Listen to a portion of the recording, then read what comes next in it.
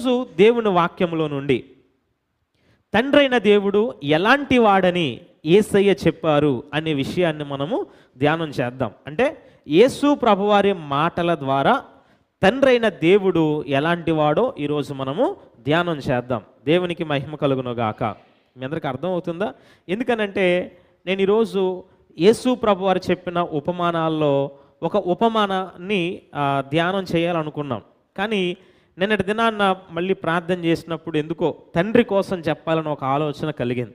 దానికోసమే ఈ వాక్యాన్ని మీ ముందు పెడుతున్నాం. సరే, మీరందరూ కూడా జాగ్రత్తగా వినండి. ఇప్పుడు మనం ఏం నేర్చుకోబోతున్నాం? యేసయ్య మాటల్లో తండ్రైన దేవుడు ఎలాంటి వాడు అనే విషయాన్ని తెలుసుకుంటాం.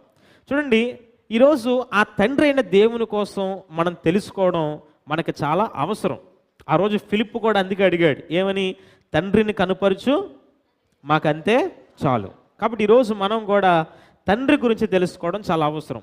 చూడండి, మొట్టమొదటిగా యేసయ్య తండ్రి ఏమై ఉన్నాడు, తండ్రైన దేవుడు ఎలాంటి వాడు, ఆయన ఏం చెప్పాడు అని అంటే మత్తయి సువార్త 6వ అధ్యాయం 9వ వచనం. మత్తయి సువార్త 6వ అధ్యాయం 9వ వచనం. కాబట్టి మీరు ఇలాగూ ప్రార్థన చేయడి, పరలోకమందున్న మా తండ్రి, నీ నామము పరిశుద్ధపరచబడును గాక, నీ రాజ్యము వచ్చుగాక. చాలు చాలు. సరే, ఈరోజు మొట్టమొదటిగా యేసు ప్రభువారు తండ్రైన దేవుని గురించి ఏం చెప్తున్నాడనంటే పరలోకమందున్న మా తండ్రి అని చెప్పాడు. చూడండి, ఆయన సింపుల్గా తండ్రి అని కూడా పిలవచ్చు, తండ్రి అని కూడా ప్రార్థన చేయొచ్చు. కానీ అలా చేయలేదు ఆయన. ఆయన తండ్రిని ఎలా పరిచయం చేస్తున్నాడనంటే ఈయన పరలోకమందున్నవాడు అని చెప్తున్నాడు. ఏమని చెప్తున్నాడు? పరలోకమందున్నవాడు. మీకు అర్థమవుతుందా? మీకు అర్థమవుతుందండి? ఏమని చెప్పాడండి యేసయ్య? తండ్రి ఎలాంటి వాడంట? పరలోకమందున్నవాడు.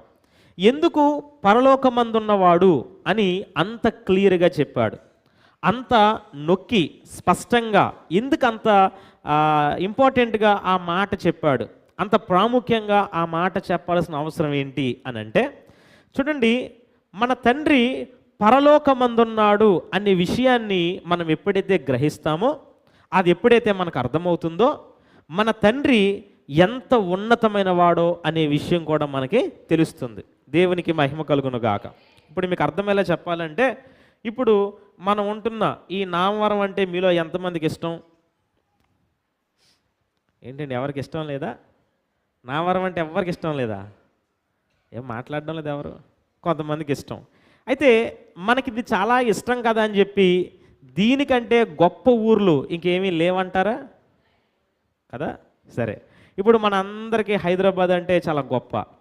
ఇప్పుడు హైదరాబాద్లో ఉన్న వాళ్ళందరికీ దానికంటే ఇంకో ఊరంటే గొప్ప, అక్కడ ఉన్న వాళ్ళందరికీ అంతకంటే ఇంకొకటి అంటే గొప్ప. అంటే ఈ భూమి మీద ఎక్కడున్నవాడైనా సరే దీనికంటే ఇంకా బెటర్, ఇంకా మంచిది, ఇంకా గొప్పది ఏదో ఉందని అనుకుంటారు. కానీ పరలోకం కంటే గొప్పది ఏదైనా ఉందా? చెప్పండి. పురుషులు మాట్లాడడం లేదు.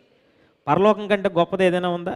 ఏదీ లేదు ఇంకా. అంటే ఎన్ని ఊర్లో మనం ఉన్నా, ఎలాంటి దేశంలో ఉన్నా, ఎలాంటి మంచి మంచి ప్రాంతాల్లో మనం ఉన్నా సరే వాటన్నిటికంటే కూడా పరలోకం చాలా చాలా చాలా రెట్లు గొప్పది.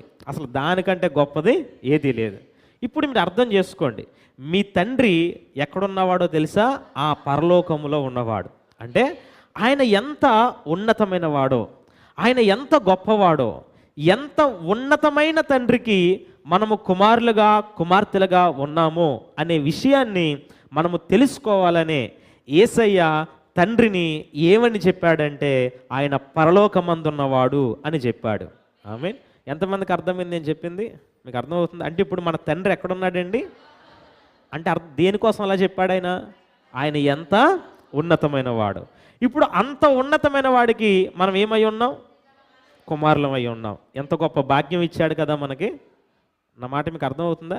చూడండి, ఎప్పుడైనా సరే మీకు ఇంకా ఇది బాగా అర్థం కావాలంటే, ఇప్పుడు ఒక కలెక్టర్ గారు ఉన్నారనుకోండి,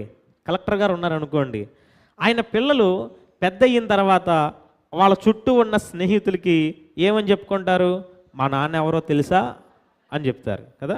మా నాన్న ఎవరు అనుకుంటున్నావు? మా నాన్న ఎవరో తెలుసా? మా నాన్న కలెక్టర్, లేదంటే మా నాన్న డాక్టర్, లేదంటే మా నాన్న పోలీస్, మా నాన్న జడ్జ్ అని చెప్పుకుంటారు. అంటే తండ్రి ఎంత ఉన్నతంగా ఉంటే పిల్లలు ఆయన కోసం అంత గొప్పగా చెప్పుకుంటారు. నా మాట మీకు అర్థమవుతుందా? అంటే ఆ ఉన్నతమైన స్థితి లేకపోతే తండ్రి కోసం చెప్పకూడదు అంటే నేను అలా అనట్లా. తండ్రి ఎంత ఉన్నతంగా ఉంటే పిల్లలు దాన్ని అంత గర్వంగా అంత గొప్పగా దాన్ని చెప్పుకుంటారు. నేను అడుగుతాను, చెప్పండి, మీలో ఎవరైనా సరే, అంటే నేను మీ తండ్రిని ఏమి అనాలని కాదు, మీకు అర్థం అవ్వడం కోసం చెప్తున్నాను. ఒకవేళ మీ తండ్రి ఎవరినైనా చంపి జైల్లో ఉన్నాడు అనుకోండి, మీలో ఎవరైనా సరే నా తండ్రి ఎక్కడున్నాడో తెలుసా, జైల్లో ఉన్నాడు అని గొప్పగా చెప్పుకుంటారా? చెప్పండి, చెప్పుకోం. ఒకవేళ మీ తండ్రి చెడు వ్యసనాలకు అలవాటు పడి ఉన్నాడు అనుకోండి, నా తండ్రి ఎవరో తెలుసా, నెంబర్ 1 డ్రింకర్ అని చెప్పుకుంటారా గొప్పగా? ఎవరు చెప్పుకోం. అలాగే నా తండ్రి ఎవరో తెలుసా, వాళ్ళతో వీళ్ళతో తిరిగి అన్ని గొడవలు ఆడతాడు అలాంటోడు అని చెప్పుకుంటామా గొప్పగా? చెప్పుకోం. అంటే తండ్రి ఎంత గొప్పవాడైతే పిల్లలు అంత గొప్పగా ఆయన కోసం చెప్పుకుంటారు. కానీ ఈరోజు మీరు గ్రహించండి, పరలోకమందున్న మీ తండ్రి అందరికంటే ఉన్నతమైన వాడు. ఇంకా ఆయనకంటే పైన ఎవ్వరు లేరు, ఆయనకంటే గొప్పవాడు ఎవరు లేరు, ఆయనకు పైగా మరొకరెవ్వరూ కూడా లేరు. అంత ఉన్నతమైన తండ్రి ఆయన. దేవునికి మహిమ కలుగును గాక.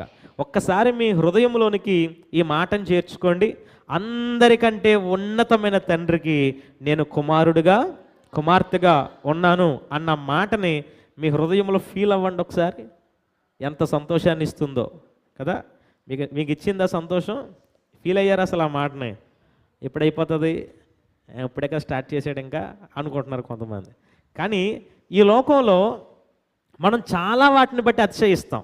నాకు అవి ఉన్నాయి, ఇవి ఉన్నాయి, నాకు వాళ్ళు తెలుసు, వీళ్ళు తెలుసు, నేను ఇంత అంత అని చాలా వాటి కోసం అతిశయిస్తాం. కానీ మీరు అతిశయించాల్సింది మొదట దేన్ని బట్టో తెలుసా? మన తండ్రిని బట్టి. ఎందుకంటే మన తండ్రి పరలోకమందు ఉన్నాడు, ఇంకా ఆయనకంటే పైన ఎవ్వరు లేరు. అంత గొప్ప తండ్రి మనల్ని ఏం చేశాడు?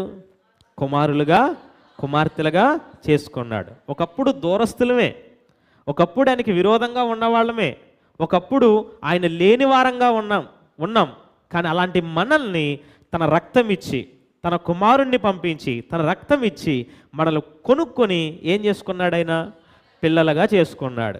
కాబట్టి ఇప్పుడు మనం ధైర్యంగా, నిజంగా ఒక జడ్జి గారు అబ్బాయి చెప్పుకునేదానికన్నా, ఒక కలెక్టర్ గారు అబ్బాయి చెప్పుకునేదానికన్నా, లేదా టీచర్ గారు అబ్బాయి చెప్పుకునేదానికన్నా ఇంకా గర్వంగా మనం చెప్పుకోవాలి. ఎవరి కోసం? మన తండ్రి కోసం. ఎందుకంటే ఆయన ఎక్కడున్నాడు? పరలోకమందు ఉన్నాడు. దేవునికి మహిమ కలుగును గాక. కాబట్టి అంటే మీ తండ్రి ఎంత గొప్పవాడో, ఎంత గొప్పవాడికి మీరు పిల్లలుగా ఉన్నారో మనకు అర్థం అవ్వాలని చెప్పే యేసయ్య ఆయనని ఏమని చెప్పాడు? పరలోకమందున్న తండ్రి అని చెప్పాడు. ఆమేన్. మీకు అర్థమవుతుంది కదా. ఇంకా రెండవ